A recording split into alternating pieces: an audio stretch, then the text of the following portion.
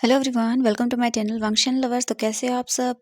तो मैं आपके साथ Wangxian fan fiction my omega concubine का नेक्स्ट पार्ट शेयर करने वाली हूँ। इससे पहले अगर आप चैनल पे नए आए हैं तो प्लीज़ चैनल को सब्सक्राइब, वीडियो पसंद आती है तो लाइक भी जरूर कर देना। तो चलिए माय ओमेगा कॉन्क्यूबाइन एफएफ का नेक्स्ट पार्ट शुरू करते हैं। इससे पहले मैं आपको एक बात बता दूँ, कल जो मैंने पार्ट शेयर किया था फर्स्ट, इसमें मुझे कुछ लोगों ने बोला कि मुझे इसे एफएफ को वहीं से शुरू करना चाहिए जहाँ से मैंने इसे ख़त्म किया था, क्योंकि मैं ऐसा नहीं कर सकती। आई एम सॉरी एवरीवन, क्योंकि अगर मैं ऐसा करूँगी तो बहुत सारे लोग हैं जिन्होंने इस एफएफ को नहीं सुना है अभी तक, तो मैं बीच में शुरू करूँगी तो बहुत ही ज़्यादा गड़बड़ हो जाएगी।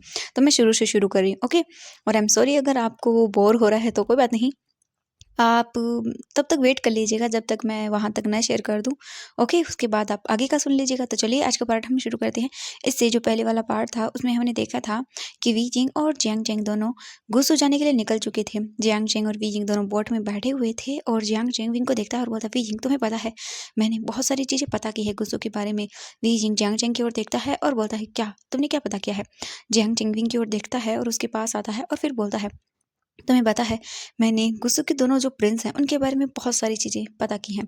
मुझे पता चला है कि गुस्सू का जो सेकंड प्रिंस है जिसका नाम लैन वांगजी है वो बहुत ही खड़ूस है और उससे कोई भी बात नहीं करता और सभी लोग उससे डरते हैं। लोगों ने तो मुझसे ये भी कहा कि वो बहुत ही अकड़ू घमंडी है। वो तो किसी की ओर देखता भी नहीं है। मुझे तो डर लग रहा है, न जाने वो कैसा दिखता होगा। आई मीन देखने में तो वो बहुत ही हैंडसम दिखता है, मुझे लोगों ने बताया, लेकिन बोलते हैं कि उसका बिहेवियर अजीब सा ही है। मुझे तो समझ ही नहीं आता कि मैं क्या करूँगा। वी यिंग बोलता है, ओह अच्छा। और फर्स्ट प्रिंस वो कैसे हैं। जियांग चैंग जब फर्स्ट प्रिंस के बारे में सुनता है तो वो बोलता है, वी यिंग मैंने सुना है कि फर्स्ट प्रिंस जो है ना वो बहुत ही ज़्यादा ब्यूटीफुल है। ये नहीं है कि सेकंड प्रिंस हैंडसम नहीं है, लेकिन दोनों ही हैं। उन दोनों को ट्विंस जेड कहा जाता है। लेकिन फर्स्ट प्रिंस की बात ही कुछ और है। वो बहुत ही ज़्यादा एलिगेंट हैं और मैंने सुना है कि वो बहुत हम्बल भी है। तुम्हें पता है वी, जितनी भी ओमेगास गर्ल या फिर बॉयज़ हैं वो सभी चाहते हैं कि उन्हें डेबूजुन जैसा हस्बैंड मिले। वो बहुत अमेजिंग है वी। मुझे पता है कि जेबूजुन से शादी करने के लिए हर ओमेगा मरा जा रहा है और वो बहुत ही अच्छी तैयारियां भी करके आई होंगी, क्योंकि कौन नहीं चाहता होगा कि जेबूजुन उनका अल्फा बने। मैं तो सोच सोच के परेशान हो रहा हूँ कि वहाँ पर क्या होगा। वी जिंग जब ये सुनता है तो वो स्माइल करता है और बोलता है, चेंग तुम्हें क्या लगता है तुम्हें वो पसंद करेंगे। जियांग चेंग जब ये सुनता है तो वो ब्लश करता है और बोलता है, वी जिंग मुझे नहीं पता कि वहाँ पर क्या होगा, लेकिन चलो कोई बात नहीं, जो होगा हम देख लेंगे। वी जिंग स्माइल करता है और बोलता है, हाँ ये तो है। तुम्हें पता है चेंग मैंने एक बात और सुनी है। जियांग चेंग बोलता है, क्या क्या सुना है तुमने भी।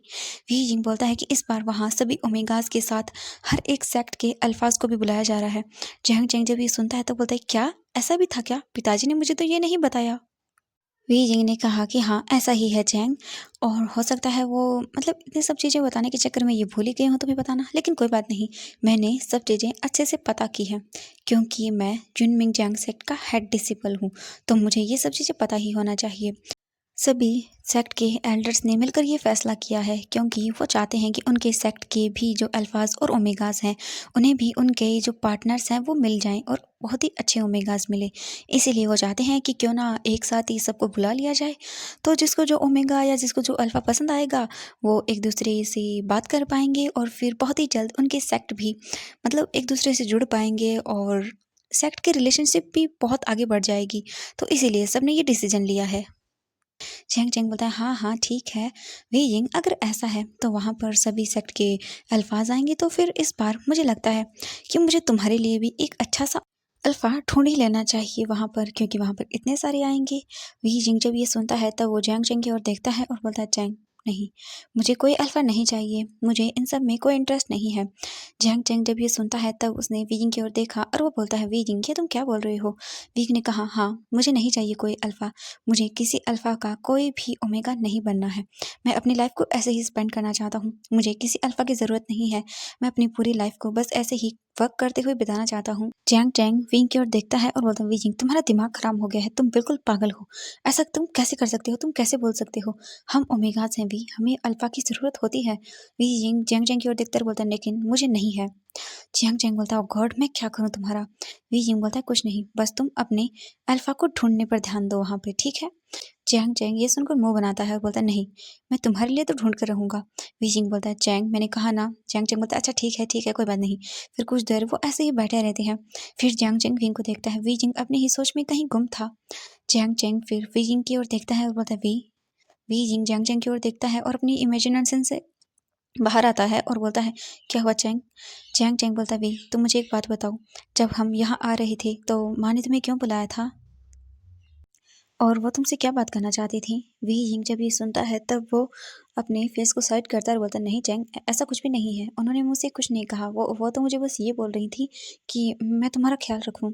और ये बोलकर वी यिंग अपने फेस को साइड कर लेता है और वो बाहर की ओर देखने लगता है जो कि रिवर थी और उसमें बहुत सारे पेड़ पौधे थे उन्हें देखने लगता है। वी यिंग जब ये ऐसा कर रहा था तो जियांग जेंग उसकी ओर ही देख रहा था। जियांग जेंग वीजिंग के ऐसे बिहेवियर को देखकर समझ गया था कि वीजिंग उसकी ओर नहीं देख रहा तो मतलब कुछ तो गड़बड़ है। माँ ने जरूर वीजिंग से कुछ तो ऐसा कहा है जिस वजह से वीजिंग सैड फील कर रहा है और वो इस तरह से बिहेव भी कर रहा है। इसके बाद जियांग जेंग सोचता है आई एम सॉरी वी, मैं तुम्हारे लिए कुछ नहीं कर सकता हूँ। पता नहीं माँ तुम्हारे साथ ऐसा क्यों करती है। वी यिंग जो बोट में बैठा हुआ था वो बाहर की ओर देख रहा था और वो बाहर देखते हुए सोचता है उन्होंने कुछ गलत नहीं कहा, उन्होंने जो कहा वो बिल्कुल सच है, मैं बस एक सर्वेंट हूँ इससे अलावा और कुछ नहीं। और वीजिंग सोचने लगता है जब वो गुस्स जाने के लिए निकलने ही वाले थे लेकिन तभी महारानी यू वीजिंग के पास आई और वो वीजिंग से बोलती वीजिंग मुझे तुमसे बात करनी है। वीजिंग उन्हें वो करता है और बोलता है जी महारानी। वो सभी वहां से थोड़ा दूर चले गए। जियांग चैंग उन्हें देख रहा था। मैडम यू वीजिंग की ओर देखती हैं और बोलती हैं वहां जाकर अपने लिए कोई अल्फा ढूंढने मत बैठ जाना, क्योंकि भूलना मत तुम कोई राजकुमार नहीं हो, तुम एक सर्वेंट हो इसके अलावा कुछ नहीं। हाँ सब लोग तुम्हें राजकुमार मानते हैं लेकिन ऐसा नहीं है, हकीकत तो यही है कि तुम एक सर्वेंट हो, समझ आया तुम्हें। वी जिंग ये सुनकर बहुत ही दुखी फील करता है। उसे समझ नहीं आता कि मैडम यू ऐसा करती क्यों है। फिर वो समझ सकता है कि हाँ सही कहा इन्होंने, वो एक सर्वेंट ही तो है, इससे अलावा वो कुछ नहीं है। वी जिंग कुछ भी नहीं बोलता, वो चुपचाप अपने सिर को नीचे करता है और वहां से चला जाता है। वेई जिंग को पता है कि ये कुछ नया नहीं है, हर बार महारानी यू ऐसा ही करती है, हर किसी बात पर वो कुछ ना कुछ वीजिंग को बोलती ही रहती है जिसे देखने के बाद वीजिंग को बुरा लगता है लेकिन वो कुछ भी नहीं कर सकता है। और यहीं पर फ्लैशबैक एंड होता है। वीजिंग बोर्ड में बैठा हुआ था और वो बाहर देखते हुए सोचता है बस यही सब चीज़ें, मुझे नहीं चाहिए अपने लिए कोई अल्फा, मैं नहीं चाहता कि कोई मेरी इस सब चीज़ों के लिए मुझे फिर से हर्ट करे और मेरा मजाक बनाए, मुझे कोई अल्फा नहीं चाहिए। ऐसे ही सब चीज़ें करते हुए वो दोनों गुसु पहुंच जाते हैं। गुसु पहुंच जाने के बाद अब हम गुसु का ही सीन देखते हैं। गुसु के गेट पर सभी अल्फाज और ओमेगास एक एक करके गुसु के अंदर प्रवेश ले रहे थे। धीरे धीरे करके जितने भी ओमेगास हैं और जितने भी अल्फाज हैं जो वहां पर आने वाले थे वो सब आ चुके थे। जियांग चैंग और वी यिंग भी गुसु के अंदर प्रवेश करते हैं और वहां जाने के बाद उन्हें उनके उनके जो क्वार्टर्स हैं गुसु के उन्हें दे दिए जाते हैं। जियांग चैंग अपने कमरे में बैठा हुआ था और वी यिंग अपने कमरे में बैठा हुआ था। उन दोनों के अलग अलग रूम थे लेकिन ज़्यादा दूर नहीं थे। जियांग चैंग अपने कमरे में था और वो बहुत ही ज़्यादा नर्वस हो रहा था क्योंकि उसे कल सुबह सभी अल्फाज ओमेगा से मिलना होगा। मतलब वो घबराया हुआ था, उसे समझ नहीं आ रहा था कि वो क्या करे, वो बहुत नर्वस था। वहीं दूसरी तरफ वीजिंग जो था वो बिल्कुल आराम से था। उसे किसी चीज़ की कोई परवाह नहीं थी क्योंकि वो चाहता ही नहीं था अपने लिए अल्फा और उसे इन सब चीज़ों में दिलचस्पी भी नहीं थी, इसलिए वो बिल्कुल आराम से अपने बेड पर लेटा हुआ था और वो सोया हुआ था। उसे तो बहुत ही जल्दी नींद आ जाती है और वहीं सभी ओमेगास के कमरों में या अल्फाज के कमरों में खाना पहले दिन वहीं पर पहुंचाया जाता है। कल से वो सभी लोग एक साथ डिनर कर सकते हैं लेकिन आज उनके कमरों में ही उन्हें खाना दिया जाएगा। खाना वगैरह खाकर सभी आराम से सो चुके थे।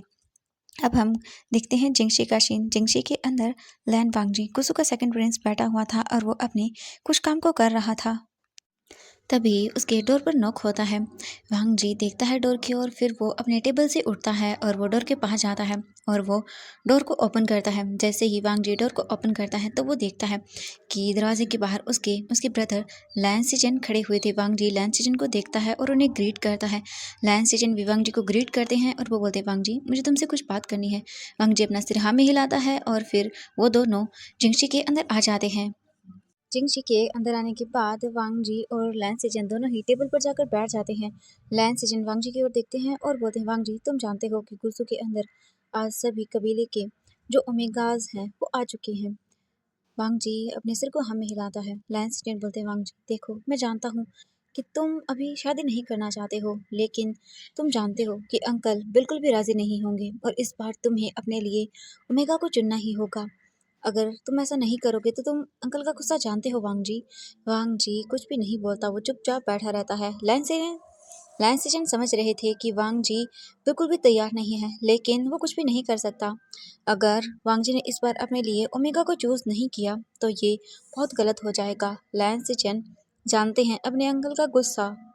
वांग जी अपने गग की ओर देखता है। लैंस सेजन वांग जी को देखकर ही समझ गया था कि वांग जी बहुत ही गुस्से में है अभी। लैंस सेजन बोलते हैं, वांग जी प्लीज़ देखो, मेरी बात को ध्यान से सुनो। प्लीज़ वांग जी, इस बार तुम अपने गुस्से पर कंट्रोल रखना और प्लीज़ किसी को भी हर्ट मत करना वांग जी। वांग जी अपने ब्रदर की ओर देखता है और बोलता है, गग मैंने आपसे पहले ही कह दिया था कि मैं अपने लिए कोई ओमेगा नहीं चाहता हूँ। सब ओमेगा एक जैसे होते हैं, कोई किसी के साथ खुश नहीं रहता है, बस सबके सामने ऐसा प्रिटेंड करते हैं कि वो बहुत ही खुश है, लेकिन वो दोनों कैसे एक साथ रहते हैं वो मैं अच्छे से जानता हूँ। लैंस सीजन बोलते हैं, वांग जी ऐसा नहीं है। वांग जी बोलते हैं, गगा मुझे कुछ भी नहीं सुनना है इस बारे में। मैंने बोल दिया है मैं अपने लिए कोई ओमेगा नहीं चाहता हूँ, तो मतलब मुझे अपने लिए कोई ओमेगा नहीं चाहिए। लैंस सीजन बोलते हैं, वांग जी प्लीज़ ऐसा मत करो तुम। वांग जी लैंस सीजन की ओर देखता है और बोलता है, गगा मैंने आपसे कहा ना, मुझे शादी नहीं करनी है। प्लीज़ आप ये खुद समझ जाइए और आप अंकल को भी बता दीजिएगा, मुझे अपने लिए ओमेगा नहीं चाहिए। आप सब समझते क्यों नहीं हैं? लैंस सेजन को सोचते हैं कुछ देर तक और फिर वो बोलते हैं, वांग जी ठीक है, देखो अगर तुम्हें उनमें से कोई ओमेगा पसंद नहीं आया तो तुम किसी से लड़ाई मत करना, लेकिन प्लीज एक बार तुम उन सभी ओमेगा से मिल तो लो प्लीज वांग जी। लैंस सिचन की बातें सुनकर वांग जी फिर से गुस्से में था और वो बोलने ही वाला था, लेकिन तभी लैंस सिचन बोलते, वांग जी प्लीज एक बार अपनी गगे के लिए ये सब कर लो। वांग जी फिर इसका आगे नहीं बोलता क्योंकि वो अपनी गगा को हर्ट नहीं कर सकता है। लैंस सिचन वांग जी की ओर ही देख रहे थे, तो वांग जी फिर कुछ देर सोचता है और बोलता, ठीक है मैं उन सभी ओमेगा से मिलूंगा, लेकिन आप मुझे किसी से शादी करने के लिए फोर्स नहीं करोगे। अगर मुझे ओमेगा पसंद नहीं आया तो मैं शादी नहीं करूंगा। लैंस सेजन बोलते हैं, ठीक है वांग जी, अगर तुम्हें ओमेगा पसंद आया तब तो करोगे ना। वांग जी बोलता है, ठीक है गगा, लेकिन मैं अच्छे से जानता हूँ मुझे पसंद नहीं आएगा। लैंस सेजन एक स्माइल करते हैं और बोलते हैं, ठीक है वांग जी, जैसा तुम कहो वैसा ही होगा, लेकिन तुम सबसे मिलोगे और किसी को भी हर्ट नहीं करोगे। वांग जी बोलता है, ठीक है गग। इसके बाद लैंस सेचन और वांग जी कुछ देर और बातें करते हैं। फिर लैंस सेचन वांग जी के रूम से चले जाते हैं। वांग जी उठता है, फिर वो जाता है और अपने रूम के डोर को बंद कर लेता है और वापस अपनी जगह आकर बैठ जाता है। वांग जी कुछ देर तक तो वहीं पर बैठा रहता है, लेकिन फिर बाद में वो उठता है और अपने अलमीरा के पास जाता है, उसे खोलता है और उसमें से अपने एक वाइट रोब को निकालता है और उसे ओपन करता है। अपने उस वाइट रोब में से वो एक रेड कलर के हेयर रिबन को निकालता है और उसे अपने हाथों में लेता है और फिर अपने कपड़ों को वापस फोल्ड करके उसी अलमीरा में रख देता है, उसे बंद करता है और उस रिबन को लेकर आकर बेड पर बैठ जाता है। वांग जी उस रिबन को देखता है और उसे देखते हुए वो बोलता है, तुम कहाँ हो? मैं तुम्हें ढूंढ ही नहीं पाया हूँ अभी तक, प्लीज़ वापस आ जाओ, मुझे तुम्हें देखना है एक बार, अब तो तुम बहुत बड़े हो गए होगे ना, प्लीज़ वापस आ जाओ, मैं एक बार तुम्हें देखना चाहता हूँ, मैं कब से तुम्हें ढूंढ रहा हूँ। वांग जी इस रिबन को अपने हाथ में लेते हुए ही बेड पर सो जाता है। अब हम देखते हैं नेक्स्ट मॉर्निंग का सीन। मॉर्निंग के अंदर जितने भी ओमेगास थे वो सभी बहुत ही अच्छे से रेडी होने लगते हैं, क्योंकि आज उन्हें सभी अल्फाज से मिलना था। हर कोई लैन कबीले के दोनों राजकुमारों के लिए ही बहुत ही अच्छे से तैयार हो रहा था, क्योंकि हर कोई चाहता था कि उन ट्विन जेड में से कोई ना कोई तो उन ओमेगास को पसंद करे और उन्हें अपना ओमेगा बना ले। इसीलिए हर एक बहुत ही अच्छे से रेडी हो रहा था। धीरे धीरे करके हर एक अब लैंड सेक्ट का जो हॉल था बड़ा सा, वहां पर इकट्ठा हो जाते हैं।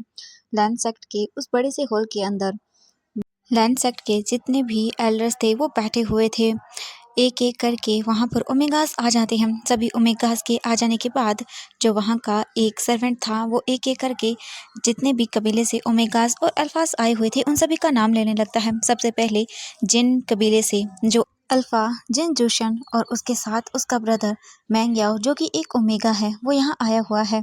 उनके अनाउंसमेंट हो जाने के बाद अब वहाँ पर अनाउंसमेंट होती है नी कबीले से ओमेगा नी होसैंग आया हुआ था। और वहीं दूसरी तरफ अब अनाउंसमेंट होती है जियांग कबीले से ओमेगा जियांग चेंग आया हुआ है और जियांग सेक्ट का हेड डिसिपल वी वूजियान वो भी आया हुआ है। वी यिंग और जियांग चेंग के हॉल में आ जाने के बाद सभी लोग एक दूसरे को देखने लगते हैं। और धीरे-धीरे करके बातें भी करने लगते हैं। लायन के रेन जो वहाँ बैठा हुआ था वो सब चीज़ें देख रहा था लेकिन वो कुछ भी नहीं कह रहा था। तभी एक ओमेगा गर्ल बोलती है, हे तुम्हें पता है आज यहाँ पर एक और ओमेगा भी आया हुआ है जो कि जैन सेक्ट से है, जो कि वी वूजियान है। ये तो एक राजकुमार भी नहीं है, इसे यहाँ नहीं होना चाहिए था। दूसरी लड़की ने कहा कि हाँ तुमने सही कहा, ये तो वहाँ का बस एक हेड डिसिपल है। भले ही जैंग फेंगमियान ने इसे अडॉप्ट किया है लेकिन ये उनका खुद का सन नहीं है। ये तो हमारे लिए बहुत ही शर्मनाक बात है कि हम सभी के बीच में एक जैंग सेक्ट का हेड डिसिपल खड़ा हुआ है, वो एक राजकुमार नहीं है, तो उसे यहाँ नहीं आना चाहिए। हमें तो बहुत ही शर्मिंदगी हो रही है। ऐसे ही करके धीरे धीरे करके हॉल के अंदर सभी बातें करने लगते हैं। गुरुजी लैन जब ये सुनते हैं तब वो बोलते हैं, सभी चुप हो जाइए। जैसे ही सभी गुरुजी लैन की आवाज को सुनते हैं सभी चुप हो जाते हैं। वी जिंग देखता है कि सभी लोग उसके बारे में बात कर रहे थे लेकिन वी जिंग इग्नोर करता है। वी जिंग ने ब्लैक और रेड कपड़े पहने हुए थे और उसने अपने चेहरे को ढक के रखा था। सिर्फ उसने अपने फेस पर कपड़ा लगा के रखा था जिससे बस उसकी आंखें ही दिख रही थी। हॉल के अंदर जितने भी अल्फाज थे वो विंग को ही देख रहे थे। वी जिंग उन सभी की ओर देखकर इग्नोर करता है क्योंकि उसे इन सब चीज़ों में कोई भी इंटरेस्ट नहीं था, इसीलिए जैंग चेंग विंग के पास ही खड़ा हुआ था। फैन गुरुजी फिर अपनी जगह से खड़े होते हैं और वो हॉल के बीच में आते हैं और सबकी ओर देखते हैं और बोलते हैं, आप सभी को पता होगा कि आप सब यहाँ पर क्यों आए हैं। मैं अपने दोनों नेफ्यूज के लिए ओमेगा पसंद करने के लिए आप सभी को यहाँ बुलाया है। मेरे दोनों नेफ्यूज के लिए जो ओमेगा बेस्ट होगा उसे ही मैं सिलेक्ट करूँगा। तो इसके लिए आप सभी को कुछ चीज़ें जानना बहुत ही ज़रूरी है। अगर किसी ओमेगा ने या अल्फा ने यहाँ पर किसी भी रूल को ब्रेक किया तो ये बिल्कुल भी बर्दाश्त नहीं किया जाएगा, चाहे वो किसी भी क्लैन से क्यों ना हो। अगर उसने हमारे नियम या कानून को तोड़ा तो उसे उसी वक्त यहाँ से निकाल दिया जाएगा। आपको ध्यान देना होगा इन सब चीज़ों पर कि आप यहाँ पर किसी भी रूल को ब्रेक न करें। यहाँ पर सभी एक समान हैं। सभी लोग गुरुजी लैन की बातों को बहुत ही ध्यान से सुन रहे थे। इसके बाद गुरुजी लैन ने कहा कि अगर मुझे आप में से जो ओमेगा पसंद आया और जो हर एक नियम कानून को फॉलो करेगा उसे ही मैं सिलेक्ट करूँगा। इसके बाद गुरुजी लैन उन सभी की ओर देखते हैं और बोलते हैं, अगर आपके पास कोई सवाल है तो आप पूछ सकते हो। तभी एक अल्फा खड़ा होता है और बोलता है, गुरुजी लैन मुझे आपसे पूछना है, यहाँ पर हम अल्फाज को भी बुलाया गया है तो इसका मतलब है कि हम भी हमारे लिए यहाँ ओमेगा को चुन सकते हैं ना। गुरुजी लैन उस अल्फा की ओर देखते हैं और बोलते हैं, हाँ बिल्कुल अपने लिए ओमेगा चुन सकते हो लेकिन दोनों की मर्जी से होगा। उसके बाद वो अल्फा बोलता है, ठीक है गुरुजी लैन। इसके बाद वो अल्फा भी बैठ जाता है। इसके बाद गुरुजी लैन ने कहा कि अब आप सब यहाँ से जा सकते हो। आप चाहे तो एक दूसरे से बातें भी कर सकते हैं लेकिन आपकी सहमति होनी चाहिए, यानी कि आप सबकी सहमति के साथ ही आप एक दूसरे से मिल सकते हैं। कोई किसी के साथ जबरदस्ती से नहीं करेगा बातें। सभी लोग अपना सिर हाँ में हिलाते हैं और एक एक करके फिर वहाँ से चले जाते हैं। जैंग चेंग वीजिंग वहीं पर थे। वीजिंग जैंग चेंग की ओर देखता है और बोलता है, जैंग अब हमें भी चलना चाहिए। जैंग चेंग ने कहा ओके। इसके बाद वीजिंग और जैंग चेंग वहाँ से निकल गए। वो जा ही रहे थे तभी जैंग चेंग की नज़रें वहाँ पर एक वॉल पर पड़ती है, यानी कि जैसे थ्रोन बोल सकते हैं। एक बहुत बड़ा पत्थर था और उस पर बहुत सारी चीज़ें लिखी हुई थी। जैंग चेंग बोलता है, वी जिंग ये देखो। वी जिंग और जैंग चेंग दोनों उसके पास जाते हैं और देखते हैं। जैंग चेंग उस वॉल की ओर देखता है और फिर बोलता है, वी यिंग ये है वॉल ऑफ रूल्स, देखो यहाँ पर 3000 नियम है। वी यिंग देखकर स्माइल करता है और बोलता है, हाँ मुझे तो ये पहले ही पता था। जैंग चेंग अपना मुंह बनाता है और बोलता है, वाओ मैं कैसे करूँगा इन सबको फॉलो, मैं तो मर ही जाऊँगा यहाँ। जिंग बोलता है, हाँ मुश्किल तो है पर करना होगा। जैंग चेंग बोलता है, हाँ हमारे पास इसके अलावा कोई और रास्ता भी नहीं है। इसके बाद वे यिंग जैंग चेंग की ओर देखता है और बोलता है, चेंग अब हमें यहाँ से चलना चाहिए। जैंग चेंग बोलता है, चेंग रुको ना, मुझे देखना है सब चीज़ें। वी यिंग बोलता है, नहीं चेंग हम ऐसा नहीं कर सकते। तो आज के लिए बस इतना ही, मिलते हैं नेक्स्ट पार्ट में। Bye bye everyone. अगर वीडियो पसंद आई तो वीडियो को लाइक, चैनल को सब्सक्राइब जरूर कीजिएगा। Have a nice day. हो गया।